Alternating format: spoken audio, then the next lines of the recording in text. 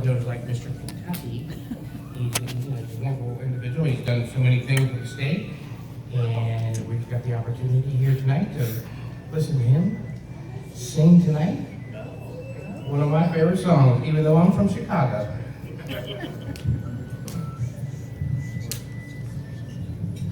Thank you, Darrell. You know, it's an honor and a pleasure to be here this evening. My grandchildren, Linda, say that, Grandpa, you're a historic relic. I pause for a second or two and I look back at him and I say, well, at least I'm a live one. And out there in Boone County, you know, that's where they have the famous digs out there, found all the prehistoric animals. Well, June thinks they got me from out there. And we've been married now 29 years as of the other day. Took me 4 years to talk her into marrying me. And by the end of the 4 years, Darrell, I took her on a honeymoon over to Europe. Of course, at the time, we went through 8 countries before the communist bloc was down. Took her to 2 communist countries over there. And we stood in there with a lot of the people and prayed with them in the restaurants before the Iron Curtain came down. And I didn't tell June this, but we filmed it all. She gave her the camera and gave her the microphone. She interviewed him.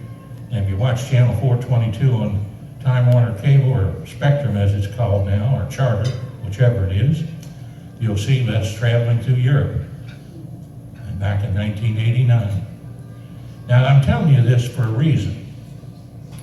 This song was taught to me by Happy Chandler back when I was president of the student body at the University of Kentucky, Northern Kentucky Community College. And you know, we got that 4-year college started then and established in 1968. And I'm going to tell you something. Doing those sorts of things back in those days and even today is not easy. And what this young lady is running for and doing, and has been doing, is not easy. For you see, she's qualified. And when you're qualified, like her husband's qualified, you're going to do the job and do it right. Now, I see an old barrister back there that I was in the JCs with for many years, Ed Drennan, one of the finest attorneys in Boone County. I won't say too much about you, Ed, but back in those days, I think I was the only recipient of the Boone County JC's Outstanding Young Man Award 2 years in a row, and then 1 year in Kentucky as the Outstanding Young Man in Boone County. So I know a little something about Boone County because I lived out there for many, many years. And I'm going to tell you something about Boone County, whether Republicans or Democrats or Independents. They're not stupid. And I think they're going to come out of the walls and know what they've got and realize what they've got is an outstanding Commonwealth attorney. What do you say, folks? Praise the Lord and pass the ammunition of godly principles. That's how I close all my Facebook comments. I get a lot of joking about that, but it's true. Tonight, as Happy would say, son, I'll teach you how to sing this song, but you got to sing it from your heart. And so I've sang it in every county in the state of Kentucky. Miss June witnessed me to all 120 counties. I've been to each of them at least 5 times and filmed the history of all 120 counties. Donated a set of the tapes to every county library in the state so that young folks could know the history of the counties all across Kentucky. Well, by the way, I don't look like I've missed many meals. And, and Mike Wong really knows how to put on a meal, doesn't he? Praise the Lord. I think Mike even outdoes the Baptist. And I mean to tell you, I haven't missed many of those Baptist meals either. Of course, I married a good Catholic girl from Campbell County, so I got a little bit of both that way. But the song goes something like this. Oh, the sun shines bright in my old Kentucky home. 'Tis summer, the children at play. The corn tops ripe, and the meadows are in bloom, and the birds make music all the day.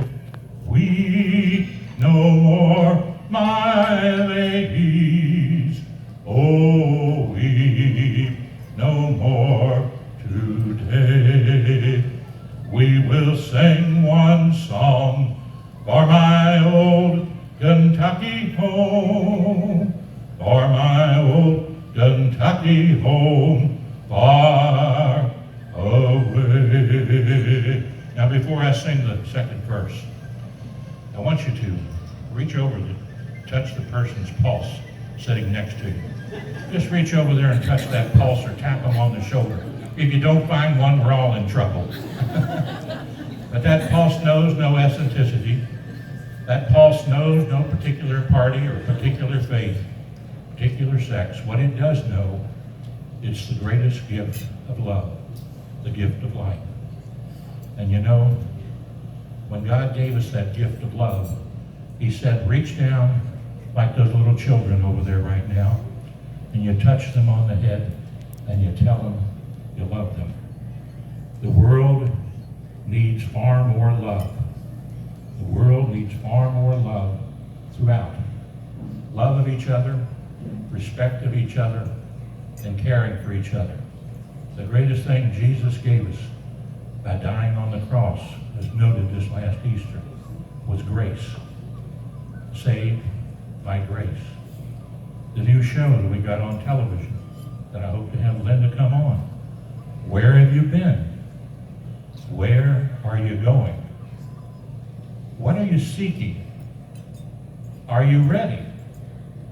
Are you ready for the Lord? And tonight, Linda Talley Smith is ready for the Lord. And she's exactly what the people of Boone County and Gallatin County, have had, will have, and need. A prosecutor that knows the law, enforces the law, and stands up for godly principles in the law.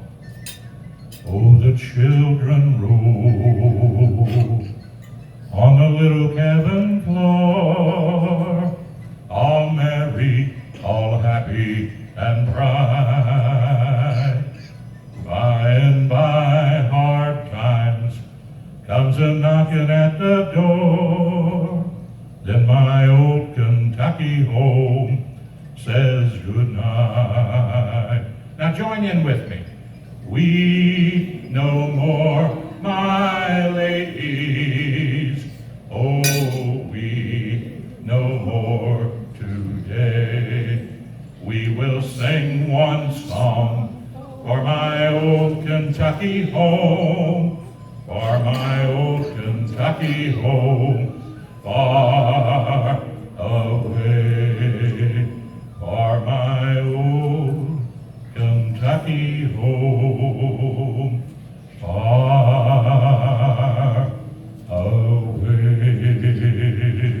God bless America. God bless Kentucky, Boone County, Gallatin County, and all of northern Kentucky. Praise the Lord and pass the ammunition of godly principles. Let's have the young lady, the candidate herself here, Linda Talley Smith. Praise the Lord.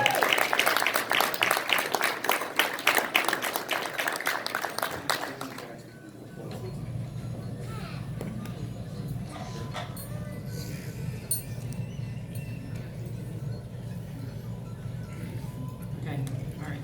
I'm gonna come up here because I need these days. That tells you how long I've been around doing this, and I have to bring my readers up here, but I wanted to tell you all how much I appreciate you all being out here tonight. I'm used to walking around, so I may not be able to do this with a microphone.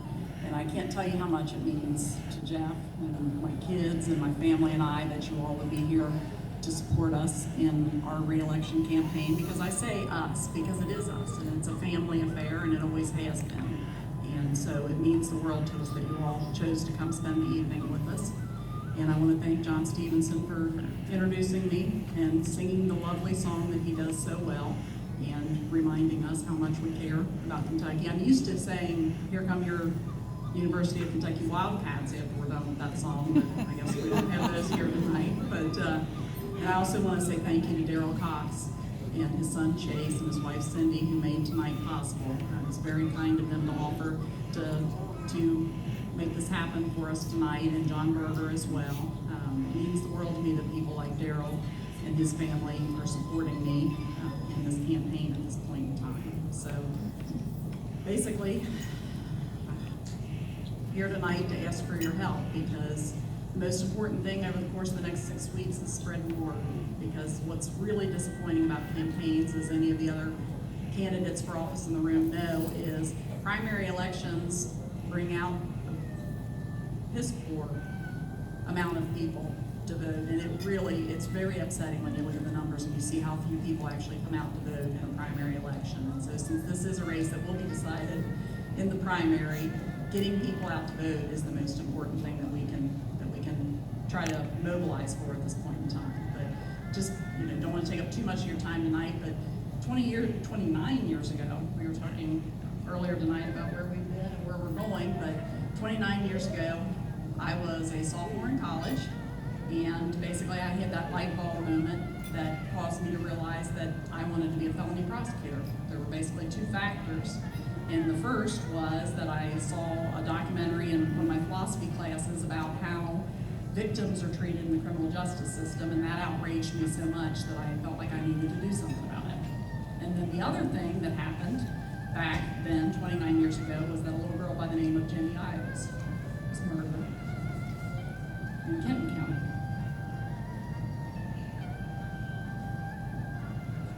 I have to pause. Those who know me know why. But that was the first time, as a young adult, I realized that there's actually monsters living amongst us and people that we need to be afraid of. It was at that time that I decided this is the path that I'm taking.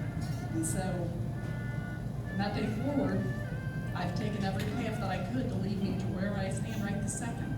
And I've been a felony prosecutor for 24 years, and I spend every day in courtrooms fighting in the trenches to make sure that justice is done in the criminal justice system and to make sure that the rights of all crime victims are protected.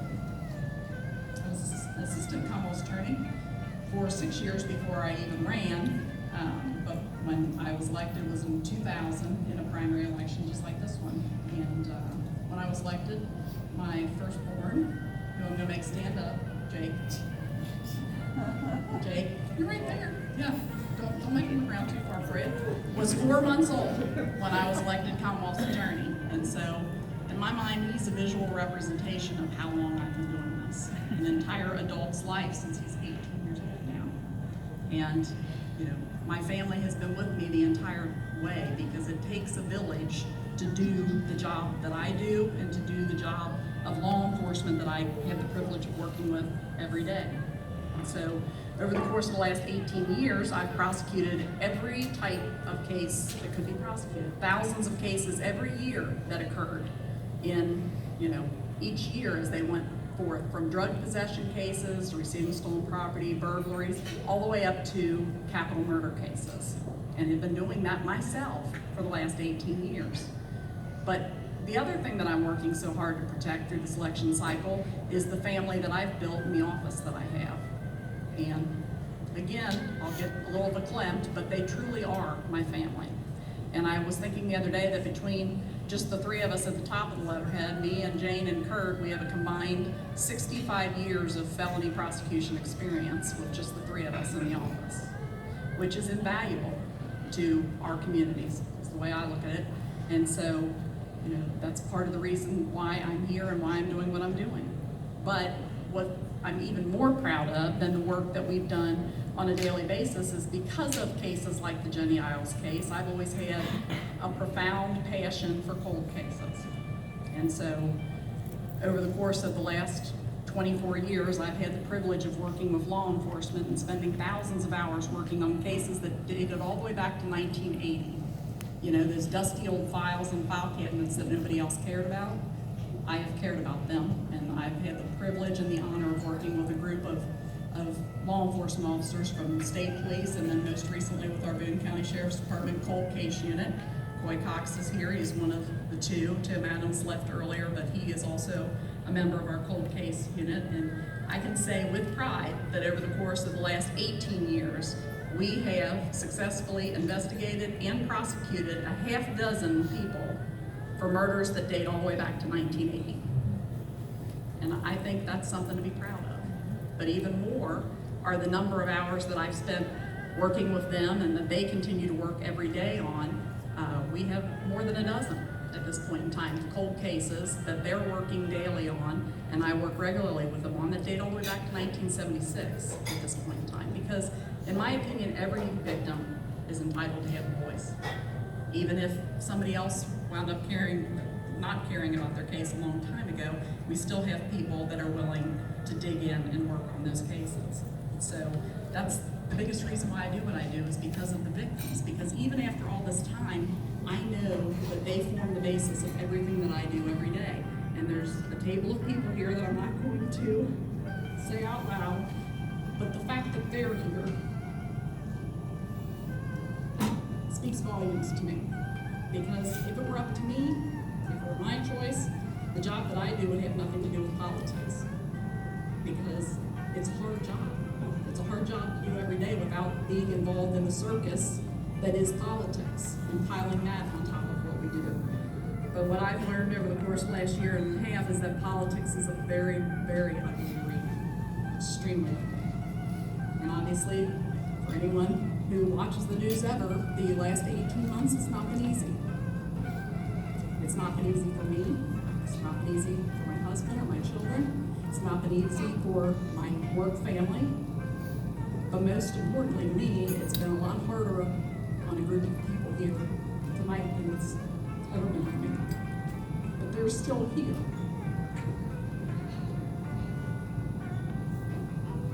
So, the troubles over the course of the last 18 months opened the door for me to draw a challenger for the first time since I ran the first time in 2000. So, one thing I can say is that it is clear that my opponent has zero platform to run on, because the only thing he can talk about is me. He's released video after video that are truly scathing and never says a word about himself. And those videos are full of nothing but distortions and half-truths and flat-out lies that he's using in an attempt to disparage me and the work of my office. And if you watch any of those videos, you'll see he never says a word about himself. And the reason why is very easy. And the reason why he's working so hard to mislead people about this race is because he has no experience to do the job. None whatsoever. He has never worked closely with law enforcement in the investigation or prosecution of any case whatsoever. And he has never tried a felony case, ever. And I think that's important, because when cases are tried in Boone and Gallatin County, I don't just make my staff do them, I do them too. I'm in the courtroom trying cases with them. We've tried all kinds of cases together over the years because we're a team and we're a family in what we do. And the work of good prosecutors is essential to keeping our community safe. I can't emphasize that enough, and I'll tell you who I point to as my best resources are, first of all, a couple of defense attorneys in the room who I have known since I started in 1994. Ed Bourne is here with his lovely wife and son from Owen County. He and I worked together starting from the first day I started as an assistant Commonwealth attorney for Jim Crawford. And he still believes in me and what it is that I do.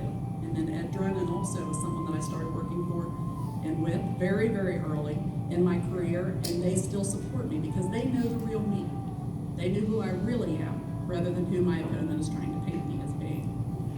But even more importantly are the law enforcement officers who are in the room today and who have been so supportive of me since I announced that I was running again.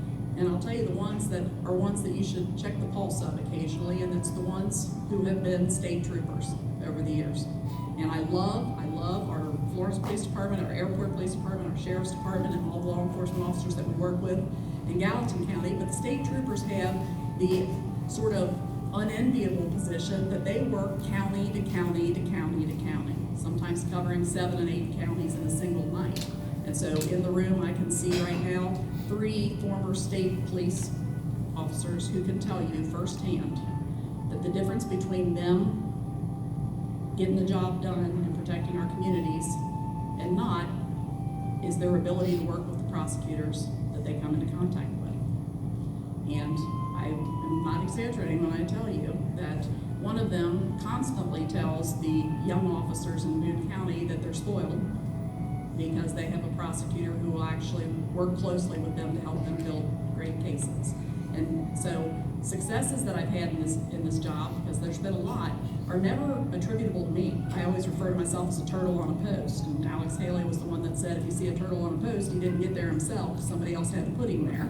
And that's the quality of law enforcement that I've had the privilege of working with over the years. And the truth is, there's still a lot of work that's left to be done for my office.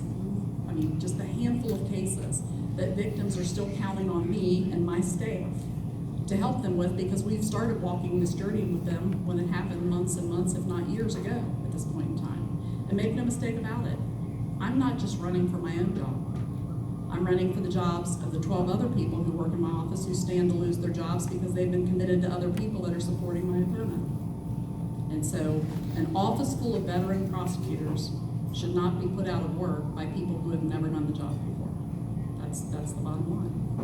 But the hardest part of running a campaign is the fact that the job itself is so freaking demanding that I can't even get out of the office to do what I need to do on the campaign front. And so that's where I need your help. And so right now, we're at crunch time, 6 weeks from today. And so we need sign locations. My expert sign team in the room, I see one representative, I don't know where the other one is.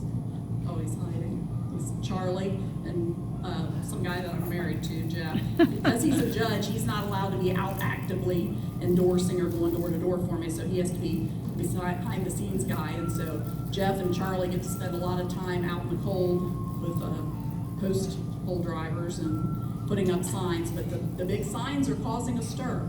I can tell you that. I get a lot of reports about the big signs and what people are seeing, but we only have a fraction of them out at this point in time. And then later on this week, the yard signs are going in. And so we need all kinds of yards for those to go in. And people always say that yard signs don't vote. No, they don't. But they speak volumes to your neighbors.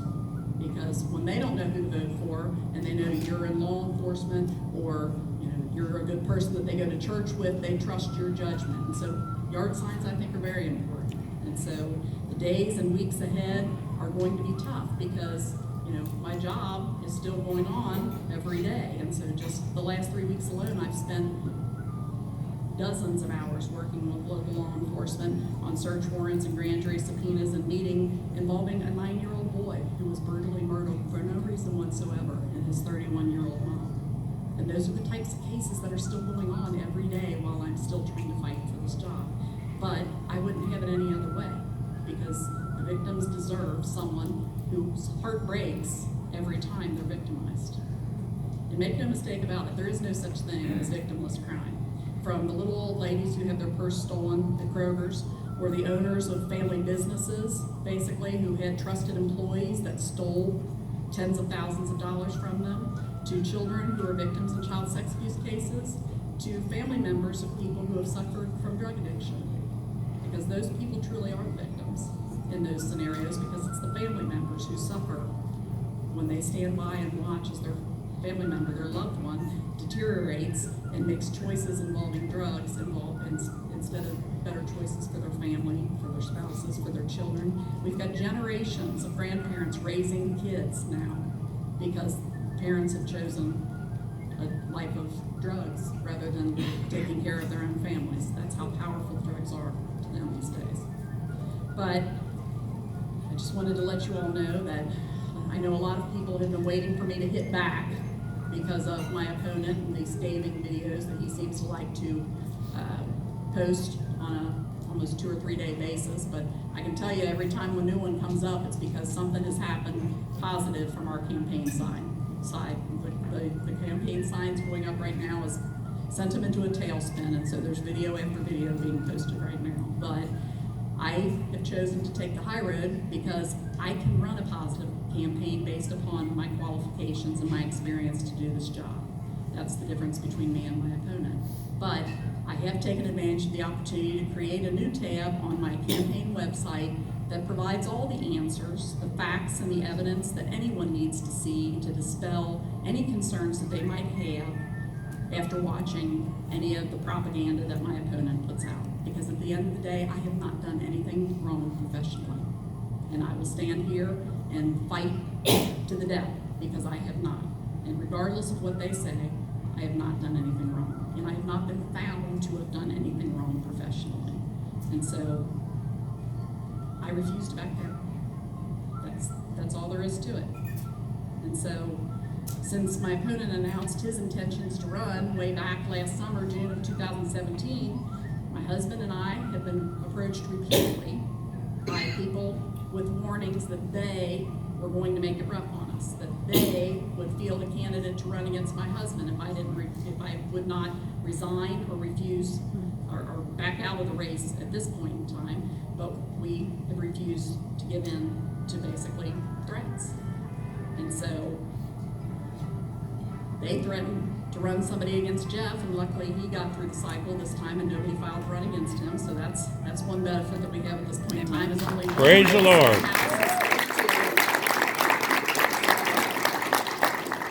But what was most important to me is before any decisions were made about how I was going to move forward, I spoke to everyone that has been supportive of me throughout this whole thing, my family members, my friends, and most importantly, my children and my husband, when we made decisions about how we were going to go forward. And we all agreed that I was going to go forward, and the reason why is because I do not want my children to ever get the life lesson from what's happened over the course of the last 18 months that you give in to bullies. I refuse, especially my daughters. I will not let them push me around and give in to them.